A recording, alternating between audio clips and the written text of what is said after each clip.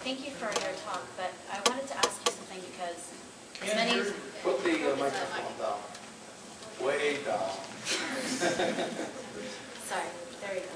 Okay, so I wanted to ask you, because as many online newspapers as you read, you never know living outside of the region.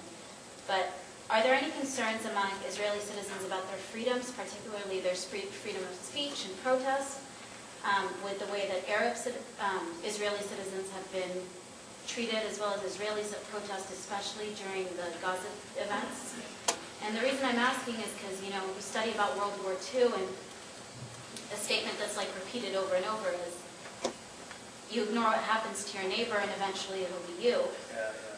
And it just seems like this is not being applied there. And then do you think it'll get to the point where a larger majority of Israeli citizens will also have to be pacified? Look, there's a world of difference between Israeli Jews and Israeli Arabs, as we call Palestinian citizens of Israel. And that is it's a Jewish state. The flag is the Star of David. I mean, there's no real carryover. I have complete freedom in Israel. I come and go. I mean, they arrest me every once in a while, but I also have a privileged position. Why can I get in front of bulldozers? Why can I go into Gaza and get arrested? I can play around with that because I know, as a Jew, they're not going to beat me. They push me around a little bit. They're not going to beat me. They're not going to shoot me. And they're not really going to put me in jail. You know, I mean, I push the envelope, and that's not going to happen. So we push the envelope.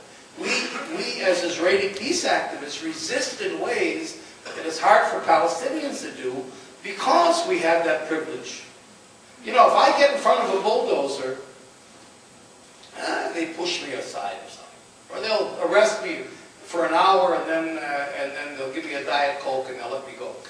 I mean, really, it's, you know, after a while the whole thing dissipates and there's a couple Jews with each other. If Salim, my friend Salim, would get in front of a bulldozer, they'd shoot him. I mean, no questions asked. So there's no comparison of the two statuses. So it's true. The status of Palestinian and Bedouin citizens of Israel is getting weakened all the time. You know, there are tremendously discriminatory laws, like laws against freedom of marriage. You know, the parliament a couple of weeks ago decided Arab parties couldn't compete in the upcoming elections. That was overruled by the Supreme Court, but it's on the way. Lieberman's party. You know, you have a very weak Supreme Court in Israel because you don't have a constitution. Israel is the only country in the world, except Britain, that has the Magna Carta, that doesn't have a constitution. So you get a Netanyahu-Lieberman government, and you could really get through tremendously discriminatory legislation without any checks and balances from the court. So the Palestinian situation is getting worse and worse inside Israel. They're really holding on by their fingernails, but it doesn't carry over into the Jewish community.